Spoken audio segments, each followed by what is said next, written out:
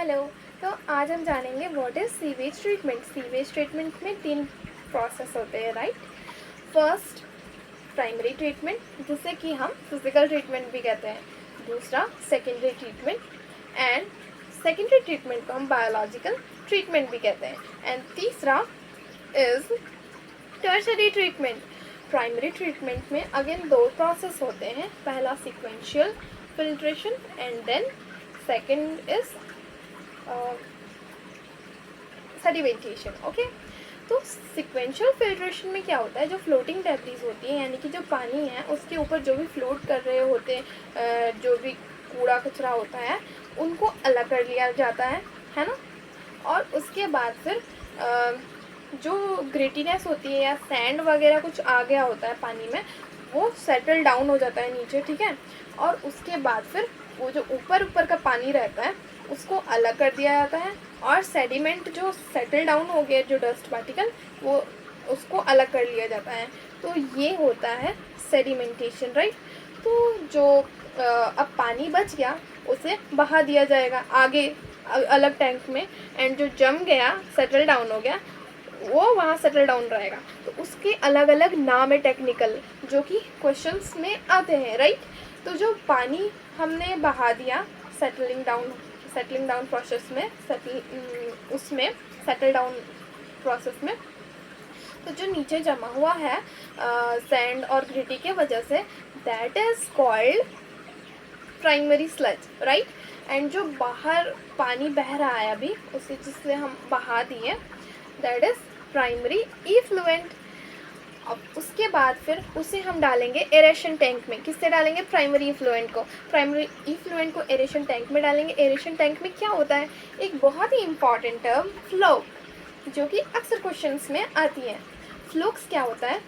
ये aerobic bacteria जो heterotrophic होती हैं, राइट, उनके साथ कुछ फंगल फिलामेंट मिलके इस पूरे को क्या कहते हैं?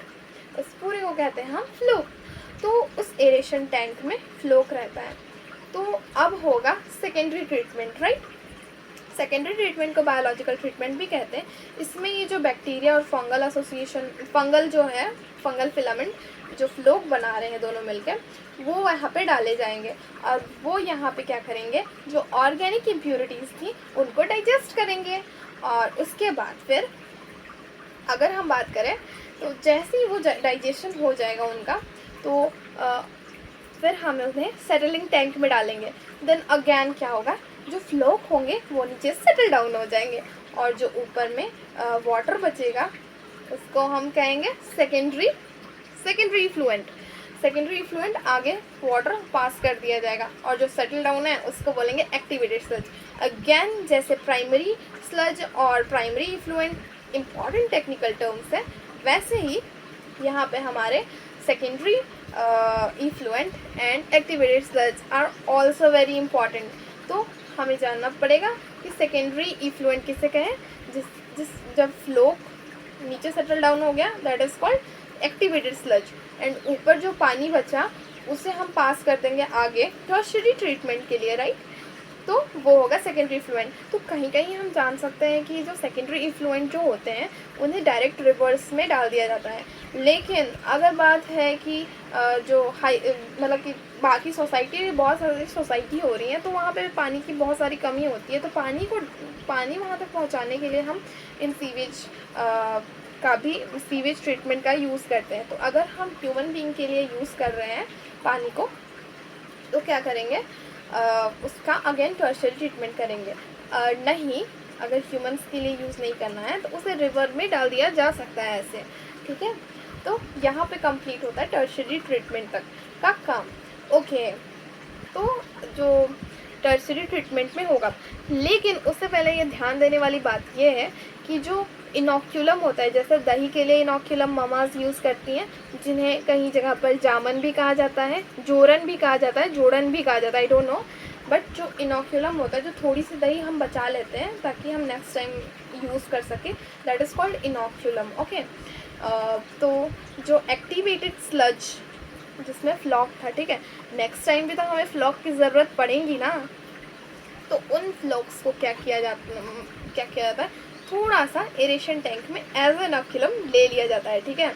लेकिन बाकी बाकी जो फ्लोक्स थे, है ना, बाकी जो फ्लोक्स थे उन्हें हम एनारोबिक स्लज डाइजेस्टर में डाल देंगे, जहाँ पे उनका डाइजेशन हो जाएगा। और ये क्यों ज़रूरी है? क्योंकि हम जानते हैं बैक्टीरिया का मल्टीप्लिकेशन बहुत फास्ट होता है, राइट। और बहुत फास्ट होने की वजह से उनका तादाद बढ़ती जाएगा बढ़ती जाएगा बढ़ती जाएगा। तो एज एन इनोकुलम हमें उसे थोड़ा सा रख लिया है, उससे हमारा काम बन जाएगा। उन्हें ख़त्म कर देना पड़ेगा जो बाकी बचे हैं फ्लो, उन्हें। ऐसा क्यों करना पड़ेगा? ऐसा इसलिए करना पड़ेगा, नहीं तो पूरे प्लांट्स में खाली वही एरोबिक बैक्टीरिया ही भर जाएंगे फिर तो, है ना। हमें तो सीवेज ट्रीटमेंट करना था, उनको नहीं पालना था भाई। तो उन्हें क्या करेंगे हम एनारोबिक स्लज डाइजेस्टर में डाल देंगे और वहाँ पे उनका हो जाएगा काम तमाम। ओके, तो वहाँ पे क्या होगा, वहाँ पे मिथेनोजेंस प्रेजेंट होते हैं। एनारोबिक स्लज डाइजेस्टर में जब हम उन्हें डाल रहे हैं तो वहाँ पे क्या प्रेजेंट हो रहा है, वहाँ पे मिथेनोजेंस प्रेजेंट है। Okay, and what is methanogens? वो जो रूमिनेंट्स के गट्स में प्रेजेंट होते हैं, है ना, गाय भैंस कैटल्स, इनके रूमेंट में प्रेजेंट होते हैं, मतलब पेट के अंदर सिम्बायोटिक एसोसिएशन में प्रेजेंट होते हैं और वो मीथेन गैस बनाते हैं, ठीक है। तो जब हम उन्हें फ्लोक्स को वहाँ एक्टिवेटेड स्लज को वहाँ डाल देंगे, ठीक है, तो वहाँ डाल दिए, अब वहाँ पे मिथेनोजेंस प्रेजेंट है, वहाँ पे उनका डाइजेशन हो जाएगा और वहाँ पे मीथेन गैस भी बन जाएगी। तो एक पंच से दो का जो है ना, क्या बोलते हैं उसको, एक तीर से दो निशाने हो गए। हम क्या कर रहे थे, सीवेज ट्रीटमेंट कर रहे थे, पानी साफ़ कर रहे थे, साथ ही साथ हमें मीथेन गैस भी मिल जाएगी, राइट।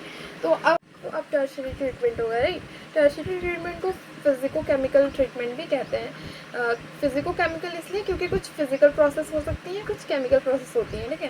केमिकल्स में हम यूज़ करते हैं क्लोरीन, नाम तो सुना ही होगा क्लोरीन का, है ना। उसमें तो यूज़ भी किया जाता है वाटर को साफ़ करने के लिए स्विमिंग पूल्स में, ठीक है। ये तो वाटर को साफ़ करने के लिए क्लोरीन का यूज़ किया जाएगा, जिरकोनियम आयन का यूज़ किया जाएगा, या फिर ओजोन गैस का। ये सारे केमिकल्स हैं। And what are physical processes? UV rays का यूज़ किया जा सकता है ना। तो इस तरह से कंप्लीट होता है हमारा पूरा sewage treatment. Thank you so much. अगर पसंद आया तो like share subscribe. Thank you so much.